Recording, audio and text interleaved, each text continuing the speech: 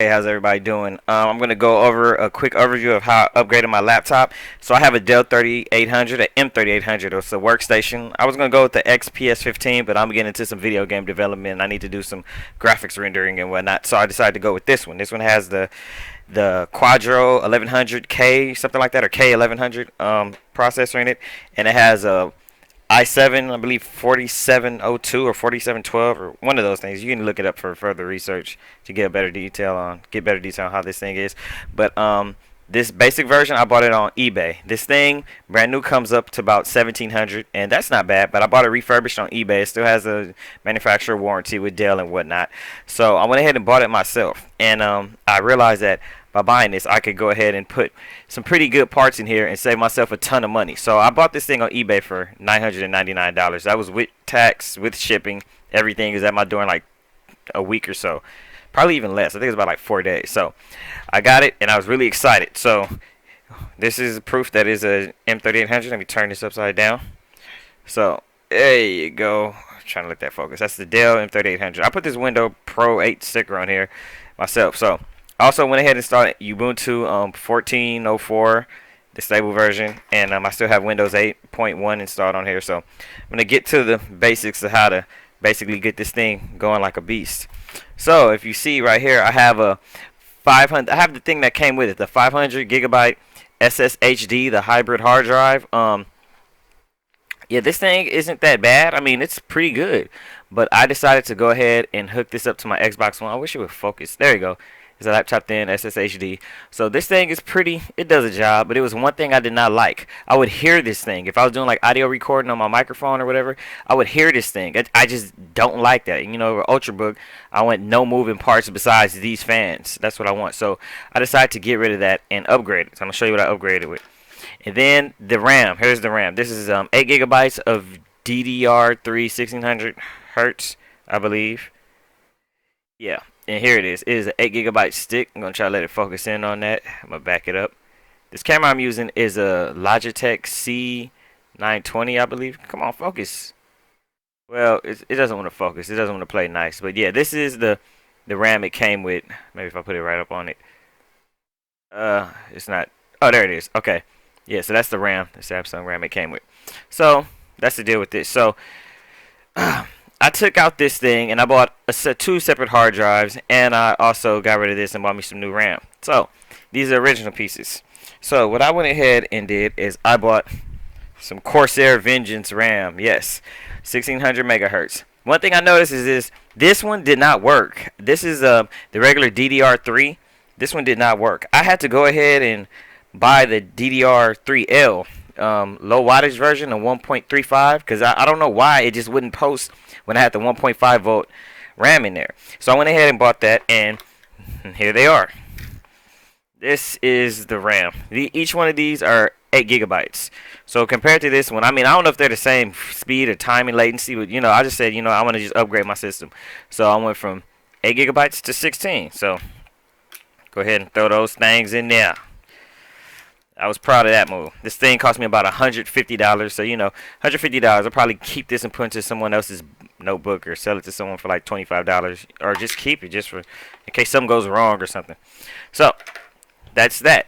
So, I was still having a problem with the RAM. You know, it sped up things as far as if I'm doing video editing and have more space to hold the cache of memory of the videos and whatnot. So, I went ahead and got this. I mean, it was like I just wasn't pleased by this, the speeds and whatnot. So, I said, you know what?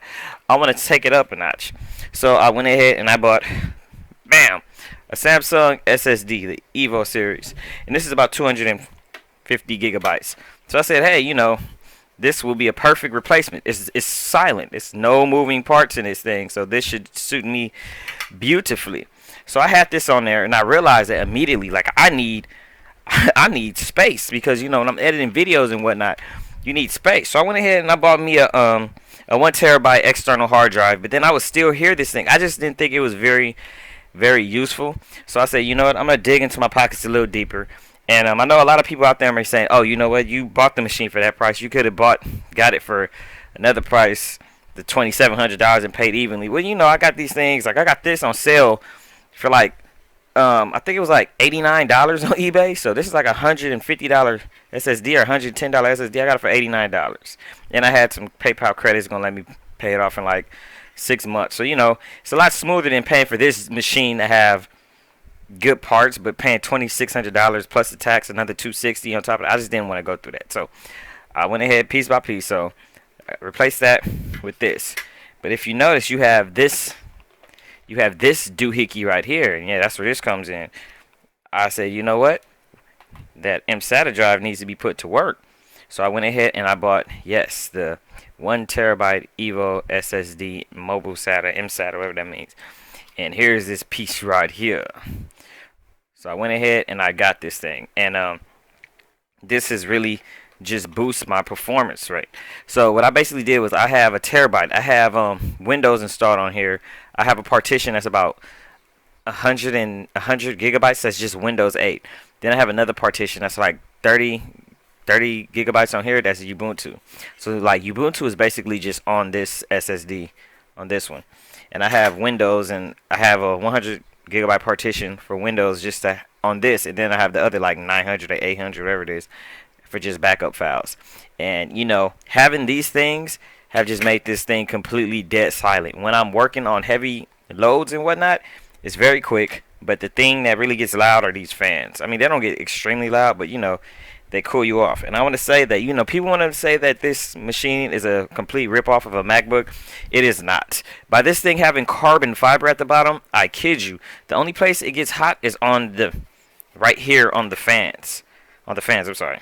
About right here. So you can sit this thing in your lap and have no burns. I know people that get laptop burn. By this thing having a carbon fiber matte finish, whatever, this thing takes heat and just dissipates it like, oh, you don't even feel it. It's like, it's crazy. Like the temperature of a normal laptop sitting on an idle is what this thing feels like when it's at max, when it's hot. I mean, I went ahead and I installed, I installed on here, I had Titanfall going on like some crazy settings, so this thing was just blowing as fast as it can, but it was still lappable. My son, who's only 7, could still hold this thing. It was like, it's not that hot, daddy. So it was pretty good. So at the end of the day, this is how my m3800 is now. So I'm gonna go ahead and plug these things up just so you can see. It's a pretty easy setup. These chips are amazing. I mean, my blob. I mean, I have no problem with these things. If you ever get enough money, or you might want to wait till they get cheaper, but these things are amazing. I see where the technology is going, and the boot speed and read and write speed on these things is amazing. So what I basically did, like, I don't even have this in here no more. I usually just have these in here just to put everything, these SSDs, but I took this out because what I'm going to do is I'm going to get the 91 watt per hour battery that covers the rest of this. So it goes from here to here. So I'm going to have to take this battery out and put the bigger one in, because this thing, I will honestly tell you, has terrible battery life, probably about an hour. But at the end of the day, this is an excellent machine. I've had some people on Facebook challenge my knowledge of and my expertise of computer parts and knowledge of coding and stuff, and that's what the internet's for. People with no lives to kind of sit there and troll on people. I had someone troll on me about the way my room looked. Like, it's my room. I'm not going to troll on you on how your face looks, so why does that even matter? But that's just another subject. On top of that, I guess while I'm putting this thing back together, I'll just talk about what I do with my spare time and how I assess the funds to buy this crap. I am a computer programmer freelancer. I have not a heavy knowledge on one particular language. I probably go all the way up to, computer program is all the same pretty much around everywhere you go. It's all the same concept. There's I mean, it's pretty much the same concept unless you're like doing like engineering and like C or something. To me, that's just to me. But for the most part, it's pretty much the same. It's just what you do it for. Like right now, me and my friends were using C# to get some Unity video games running, and that's what we're kind of having a hobby with. And yeah, I'm finished now. Like, I'm just gonna keep this terabyte SSD in here and that RAM, and I'm done. And that's it. But yeah, as far as what I was saying, yeah, I use this computer to pretty much, not to game. I have a desktop that is like a beast for gaming. I have R9 290X up in there and like a gaming processor. But I use this one. I do work only on this one. I have the whole Adobe Photoshop suite, Adobe Creative Cloud suite on here. I do everything to that nature on here. Let me make sure everything is perfectly in before I go ahead and screw this in. But yeah, that's pretty much it. I don't have much to say about anything else. I'm just a young black male. Well, I'm not young. I turned 30 this year, but I'm just a young black male that is trying to get into the computer programming business, and it takes a little bit more than having a pretty good computer to get in there. You got to have a solid knowledge of how you take these interviews. I would tell you that when you take an interview with computer programming, it's not like, I mean, yes, what you look like matters, of course, but it's like, you better go in there, you better study. It's not like, oh, so what kind of person you are. Like, they don't give a crap about the kind of person you are. They want to know if you can code, from what I was told. I live in Los Angeles, California, so, everywhere I went, these guys were just asking me questions, and I just really wasn't on my stuff, like just jumping out of the gate. I didn't know what kind of questions they were going to ask me. I didn't study for any kind of questions. It was a PHP interview, and the guys are offering about $80,000 for a company. I'm not gonna put them out there, but it was a company offering $80,000 for PHP and front end and back end web development. So I went there. I left my resume. I got the call, and I will say that the stuff I learned in school is nothing compared to what these people ask you on these interview questions. Like my friend told me, it's like a secret handshake. You're just supposed to know these things. So it's like I didn't know these things. So when I went in there, I just made a complete ass of myself.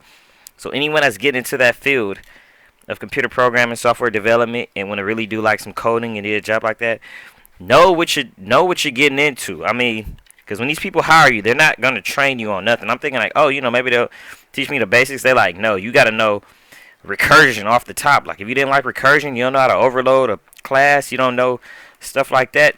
I mean, and know how to do it right there on the spot for that language you're being interviewed in. Chances are they're not gonna hire you. Now I can't say they'd probably hire someone else, but maybe they looked at me like, who is this guy? Like he doesn't know nothing. Now, I came in there with a great spirit. I've been working at my same job for 12 years. But when I went in there on that job, it was not anything I could do to convince these people to hire me. Because at the end of the day, you need to know what you're doing to get that job. No one's going to hire you if you don't know how to use your hands. You know what I mean? So if you don't know how to do the job, which is coding, I'm just going to say I don't feel comfortable applying for any more jobs until I get my skills a little bit better. I have a degree in computer programming, AA. But it's the degree doesn't mean that you know it. It just means you have a general concept. I went over several books about different languages, MySQL, SQL, Oracle databases, all that. But I don't have a solid knowledge on just one language. So it's like, that's what me and my friends say. We're gonna work on a game. We're gonna see how that works, and then we're gonna use that and put it in our portfolio. So. Yeah, I mean, for anyone that's out there trying to get into the computer programming world, just take that advice, because I've blew a couple interviews so far. But I'm not going to give up. I'm going to use my knowledge and keep going at it. Now, back to this video about this stuff. Well, this cost me about $89. Terabyte SSD cost me, I got it on sale for about another $200. So 80 plus 200, 280. You're looking at 280 right there. Then the RAM was about another 150. So 280 plus 150 is what? That's 430. Yeah, that's about 430. So I paid about $430 extra. So if you think about it, I paid $1,430 $1,430 for this laptop that with these specifications would cost you about $2,000 something, which is crazy. So don't think too wild about getting that one computer with all the specs. I mean, when you buy those specs, you're gonna usually get like some bullshit parts. And where did I put that? There it is.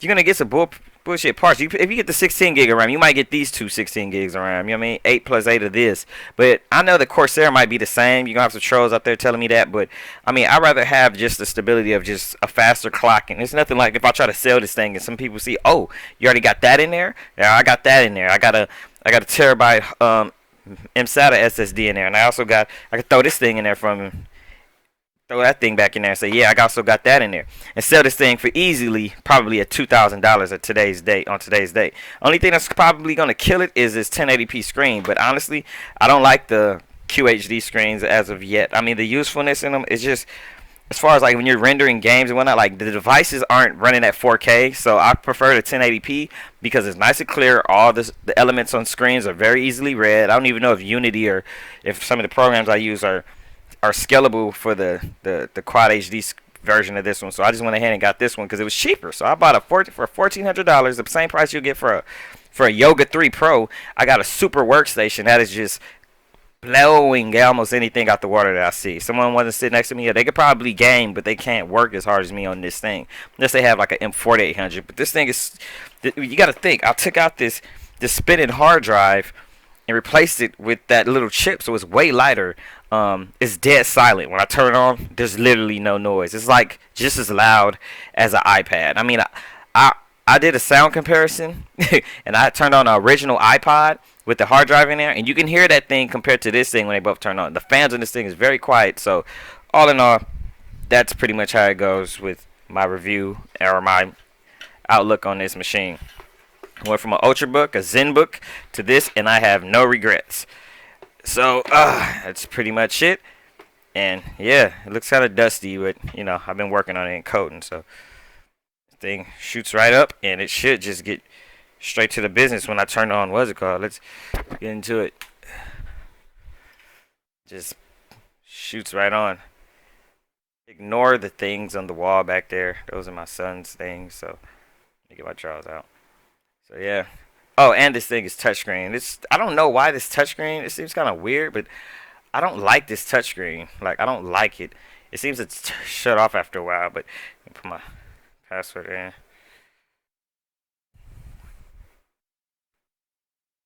No, come on. Come on. I don't know why it's taking so long. Maybe I put the wrong password in. But all in all, great machine. If you guys liked this video, like it. If you didn't, don't say nothing. Don't dislike it. You know what? You have the right to your own opinion. Do what you want. But anyway, have a good day. And any questions, leave them down below, and I'll try to get to them as soon as possible.